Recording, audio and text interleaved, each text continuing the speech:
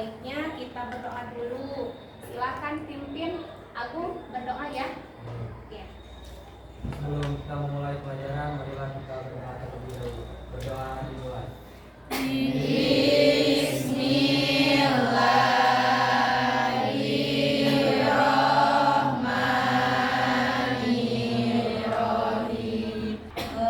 Sebelumnya Ibu absen terlebih dahulu ya. Agung, ada siapa yang tidak sekolah hari ini?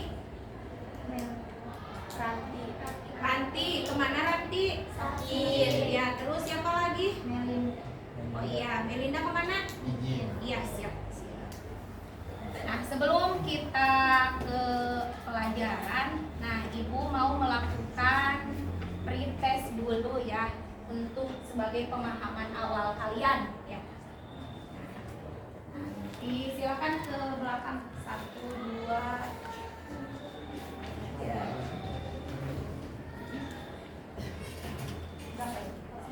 Langsung ke belakang langsung.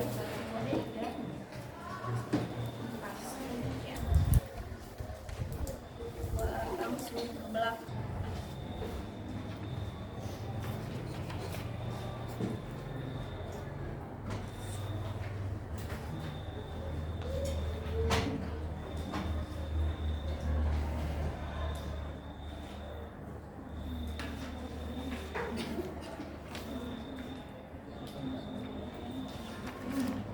Sudah?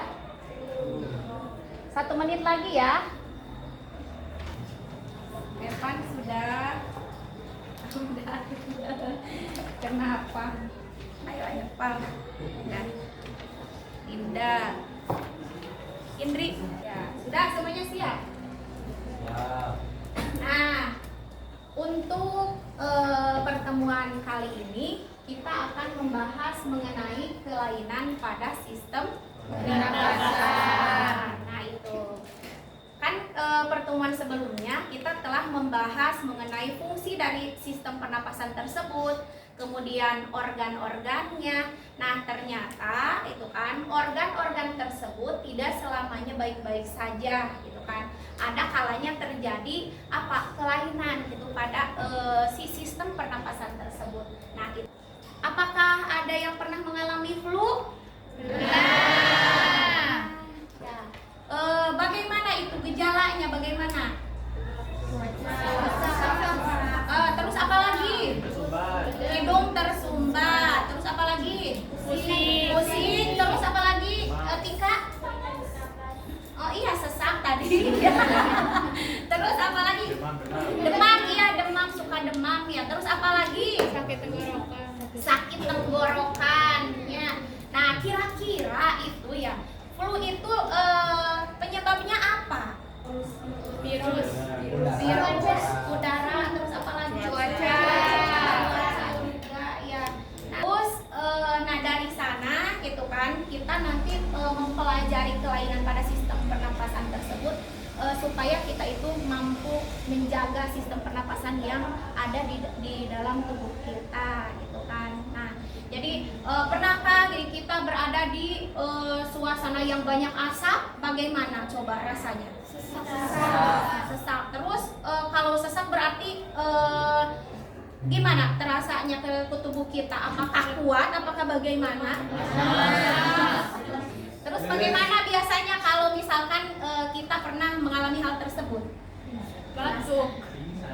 Pingsan. Oh, bisa sesak untuk pingsan ya. Jadi betapa pentingnya ya sistem pernapasan pada tubuh kita. Nah, kita lanjutkan.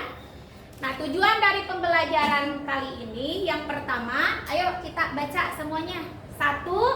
Peserta didik mampu menyebutkan macam-macam gangguan pada sistem pernapasan manusia melalui kajian literatur dengan benar. Ya, kemudian yang kedua, lanjut. Peserta didik mampu menjelaskan ciri-ciri gangguan pada sistem pernapasan manusia melalui kajian literatur dengan benar. Yang ketiga, Peserta didik mampu menganalisis penyebab gangguan pada sistem pernapasan manusia secara kritis. kemudian yang keempat, Peserta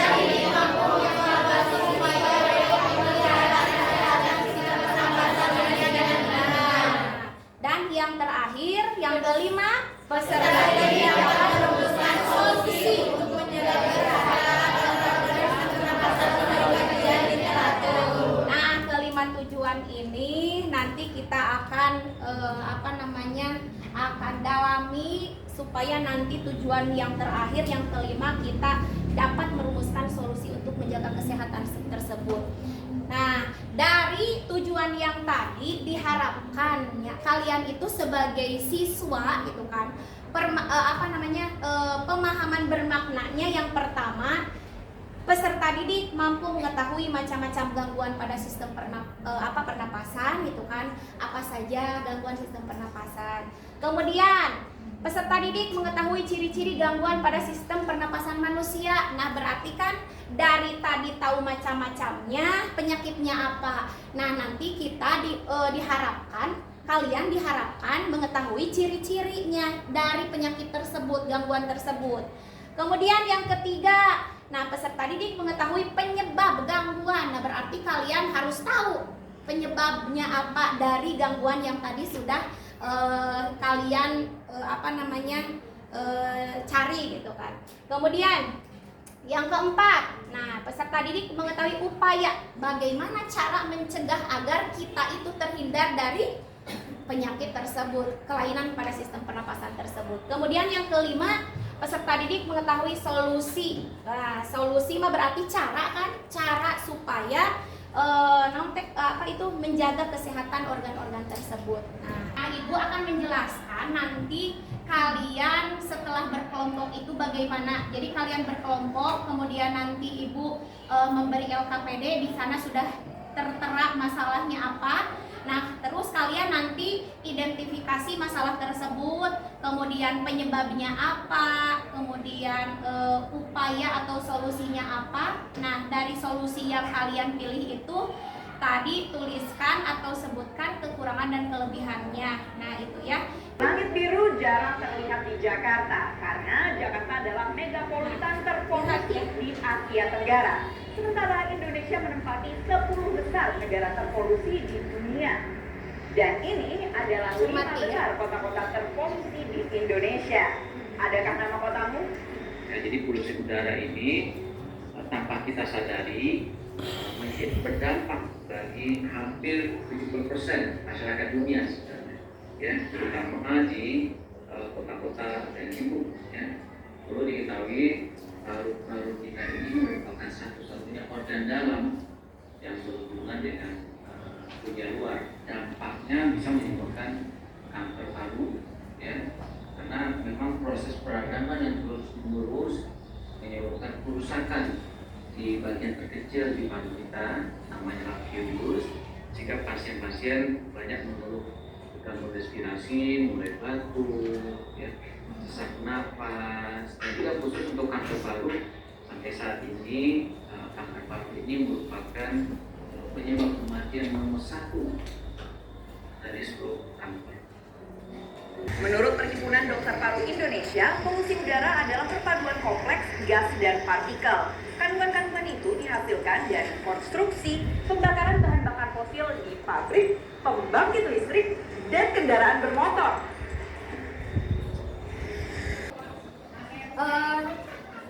Kalian kan sudah mengamati ya video yang Ibu tayangkan tadi. Nah, jadi apa yang kalian pikirkan ketika melihat video tersebut? Ada apa? Coba siapa? Silakan Putri, bagaimana? Buktinya polusi udara Iya. yang dapat menyebabkan berbagai penyakit yang dapat membahayakan kehidupan, terutama bagi anak-anak. Penyakit apa pun tadi teh? Jadi contohnya ada penyakit rinitis pada hidung dan juga kanker paru-paru yang menyebabkan kematian sekitar 4,2 juta per tahunnya. Berarti sangat mengerikan ya. Nah, ternyata gitu kan dari video tersebut, satu video saja gitu kan, dari penyebabnya itu asapnya, polusi udara gitu kan. Polusi udara itu bisa tadi dari apa? Dari kendaraan bermotor, kemudian debu-debu bangunan, kemudian apalagi tadi? Asap pabrik. Asap pabrik, apalagi ada satu lagi. Pembangkit listrik tenaga uap. Nah, ternyata polusi udara tersebut membahayakan tubuh kita, khususnya pada sistem pernapasan tubuh kita ya itu. Nah, itu sebagai stimulus saja dari Ibu bahwa yang akan kita bahas itu adalah mengenai ini, mengenai kelainan pada sistem pernapasan. Nah, Sepok ya membagi kelompok kalian, silahkan sesuai yang sudah dijelaskan. Kelompoknya ada 3 kelompok. Kelompok 1 yang mana? Oh ini ya, kelompok 1, kelompok 2. Kelompok 2 itu, oh ya ini kelompok 3. Nah, ini ya, silahkan duduknya berkelompok. Ini untuk modulnya. Kemudian ini LKPD-nya. Silahkan Agung bergabung bersama kelompoknya, ajarnya. Kemudian sok silahkan bergabung. Nah, nanti ya, nanti kalian ada yang yang cari sumber dari artikel lain, kemudian bagi-bagi tugas, ada yang nulis, kemudian nanti ada yang bikin laporan hasil presentasi ya. Jadi selain di dalam LKPD, kalian coba buat di Canva ya, di Canva. Sudah kan belajar kemarin? Nah, jadi kalian buat laporan hasil dari LKPD ini dalam bentuk Canva. Nah, nanti kalau sudah silakan share ke Ibu, nanti pas tampil kelompok oleh Ibu ditampilkan ya, seperti itu. Nanti kalau ada yang kurang mengerti silahkan Ibu, nanti juga Ibu berkeliling ya. Grupnya berkelompok. Nah, itu kasih waktu 20 menit ya. Nanti kan untuk presentasi harus banyak waktu ya. Jadi di situ sudah ada ya alurnya, apa yang harus kita kerjakan. Di LKPD itu ada langkah-langkah apa yang harus dikerjakan. Silakan baca dengan teliti. Jangan sampai kalian terus bertanya lagi, diulang-ulang ya. Nah, silakan. Nanti kalau misalkan dari modul berasa tidak cukup, silakan kalian cari ya referensi dari internet. Nah, tapi yang harus yang jelas ya, yang kredibel. Misalkan dari pendapat dokter gitu kan. Kalau penyakit harus pendapat dokter, jadi jangan asal-asalan. So, silakan. Siapa yang menulis tuh? Ini Raisa lagi bikin Canva nih. Oh, udah mulai nih. Iya, kerja sama yang baik ya. Yang lainnya mencari Raifa. Ya, siapa yang nulisnya? Adevani. Adevani Putri Dinda. Putri, udah jelas? Iya, bagus. Silakan. Pokoknya cari informasi dari internet itu benar-benar yang akurat, jangan yang asal-asalan. Kalau kan ini kelainan berarti harus misalkan atas konfirmasi dokter ya. Kelompok 1 udah sampai nomor berapa? Nomor 4.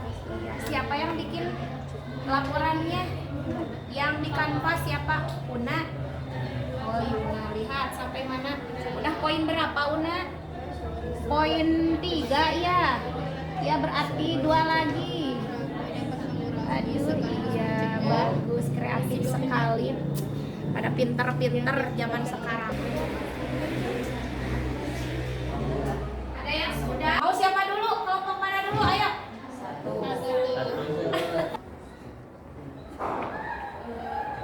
Untuk 3 masalah yang ada dalam artikel yang ada. Tindakan yang paling tepat adalah dengan kita memakai masker. Kenapa? Karena setidaknya dengan memakai masker kita dapat mengurangi sekaligus mencegah resiko penyakit yang diakibatkan oleh polusi udara. Ada masing-masing kekurangan dan kelebihannya dalam penggunaan masker. Untuk kekurangannya, yang pertama, masih ada yang menganggap remeh penggunaan masker. Yang kedua, banyak masker yang diedarkan tanpa kita ketahui apakah masker tersebut baik atau tidak untuk dipakai. Nah, untuk kelebihannya, yang pertama, dapat mencegah masuknya partikel PM2,5 ke saluran pernapasan. Yang kedua, yaitu mampu menyaring partikel kotor dari polusi udara.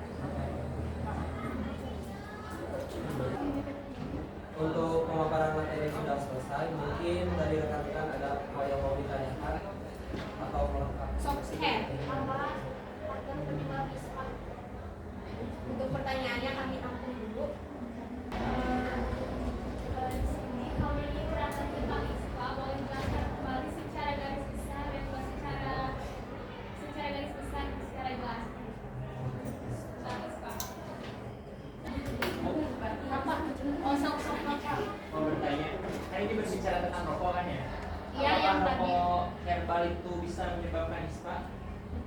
Soalnya kan ada beberapa jenis rokok dan ada juga rokok yang tentu yang dibolehkan.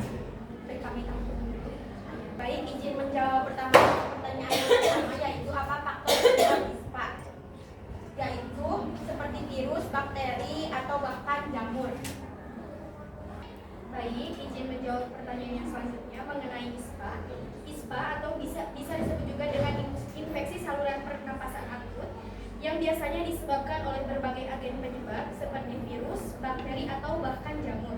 Dampak buruknya yaitu akan mengalami penurunan kualitas udara, terutama yang tinggal di perkotaan berisiko lebih tinggi terkena ISPA karena paparan polusi udara. Izin menjawab pertanyaan dari Nova untuk pengaruh rokok herbal apakah masih berbahaya atau tidak.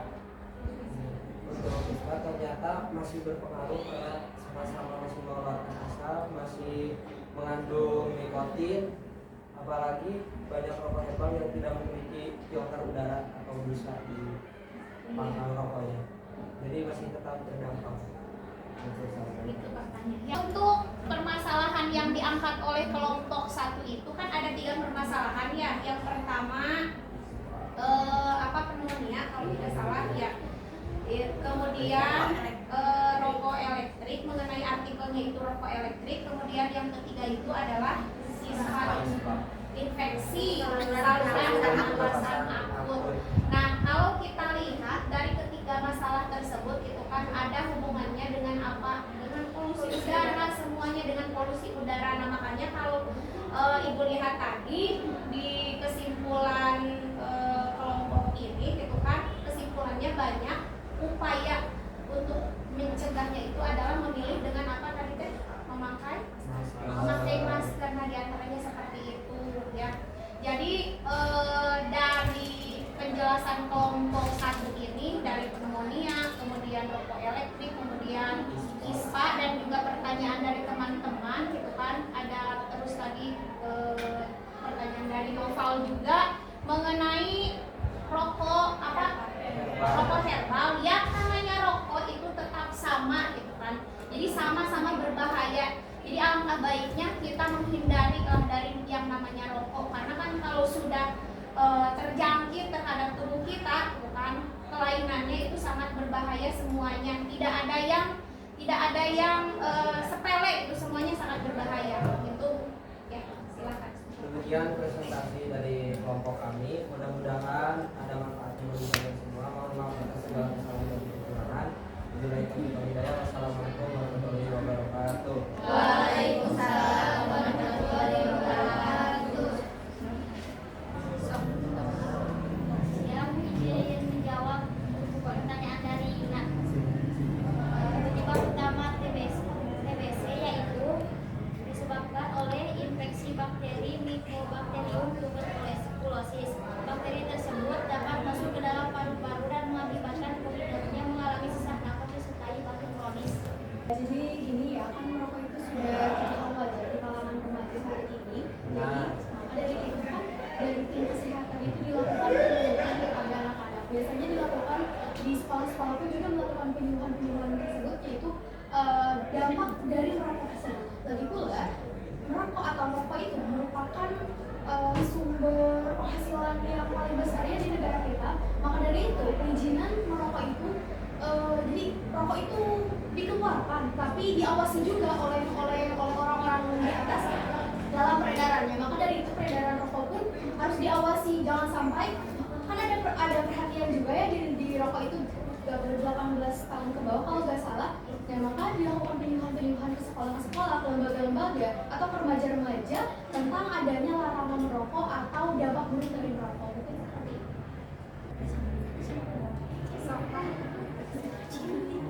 Jadi kesimpulannya bahwasannya menjaga kesehatan itu sangat penting untuk kita semua, begitupun untuk orang lain, agar kita sesama manusia bisa menjalin hidup bersih dan sehat dan terhindar dari jangkauan penyakit.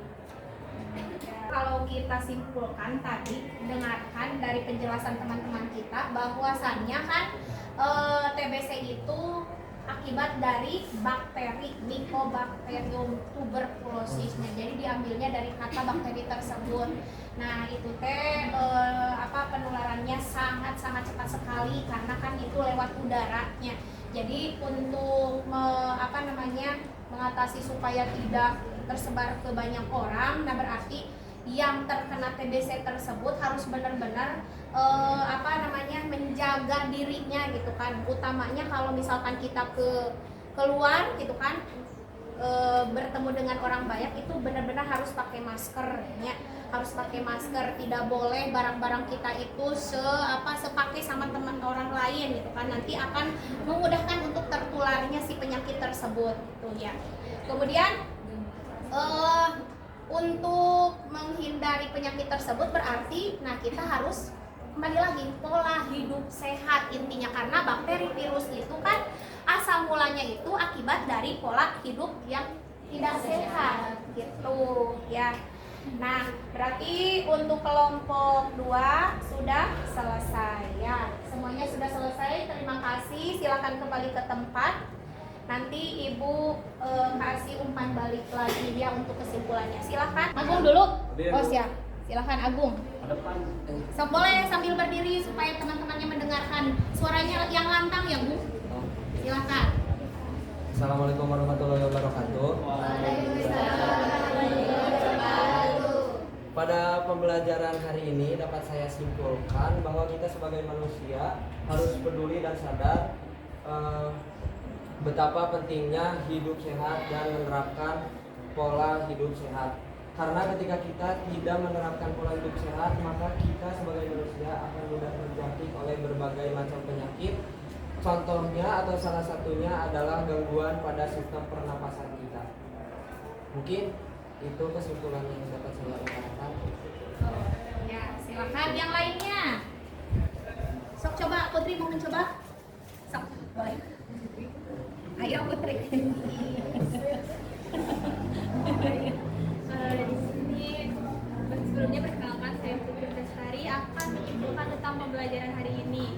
Yang dapat saya tangkap dari pembelajaran hari ini adalah betapa bahayanya tentang polusi udara atau polutan ini. Tanpa kita sadari, kebiasaan kita dapat memicu berbagai penyakit yang berbahaya seperti kendaraan, seperti bakar sampah dan juga lain-lain.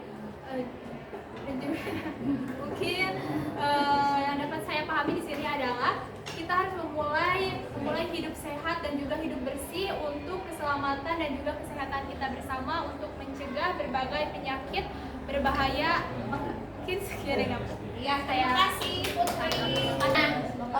Ibu akan memberi penguatan lagi ya untuk pembelajaran hari ini, yaitu mengenai kelainan pada sistem pernapasan manusia. Ternyata itu ada beberapa faktor yang mempengaruhinya, yang diantaranya yaitu merokok gitu kan, bisa jadi terpapar polusi, alergen atau gas beracun. Bagaimana cara gitu kan, cara mencegahnya? Ya diantaranya kita lakukan saja yang pertama, yaitu yang paling utama itu kan tadi, karena banyak sekali fokusnya ke merokok, berarti jangan merokok, hindari merokok ya, khusus untuk laki-laki Agung ya, jangan merokok ya, karena kita sudah tahu kan bahayanya sekarang gitu. Kemudian memperbanyak ventilasi udara di rumah, kenging ditutupan wae, jangan ditutup. Jadi si jendela-jendela harus dibuka pagi-pagi ketika subuh itu buka ya, supaya udara yang masuk ke rumah kita itu segar gitu ya. Kemudian rutin berolahraga, jangan olahraga tangan saja, main HP ya. Jadi gerakan badan minimal gitu kan. Sehari itu tadi katanya berapa menit? 30 menit kita harus lakukan olahraga tersebut ya. Kemudian, alangkah baiknya ketika bepergian ya, apalagi kalau kita memakai kendaraan bermotor, kita harus memakai masker. Nah, itu untuk menghindari polusi udara, itu kan partikel-partikel tadi yang masuknya ke dalam saluran pernapasan kita. Kemudian yang terakhir ini kunci utamanya, yaitu dengan apa? Pola hidup sehat, juga dari makanan, dari dilakukan, intinya itu ya. Nah, itu Ibu akan memberikan post test ya. Tadi pre-test, sekarang post test untuk mengetahui sejauh mana kemampuan kalian setelah pembelajaran hari ini ya. Nanti dikasih waktu 5 menit lagi ya. Tadi ketika pre-test masih bingung karena belum kenal, nah sekarang kemungkinan akan lebih gampang untuk mengisi post testnya ya.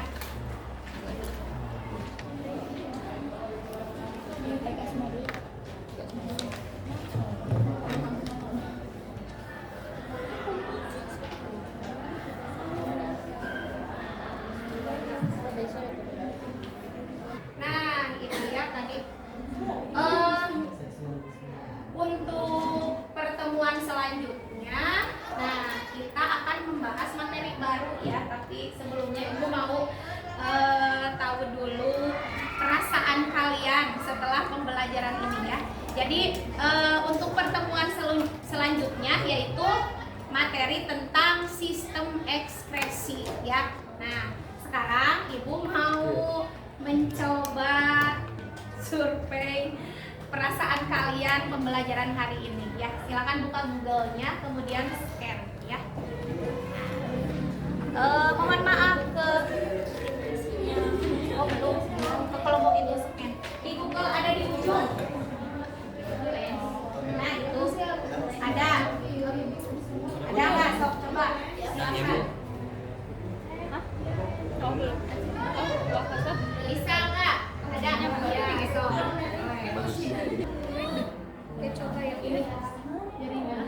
Apakah menyenangkan kegiatan pembelajaran hari ini? Kalau nggak bisa Desi. Ayat ya, Sa? Bisa nggak? Sebentar ya. Lebih jauh ke tenu biru. Apakah aktivitas pembelajaran hari ini bermakna? Sudah semuanya? Sudah.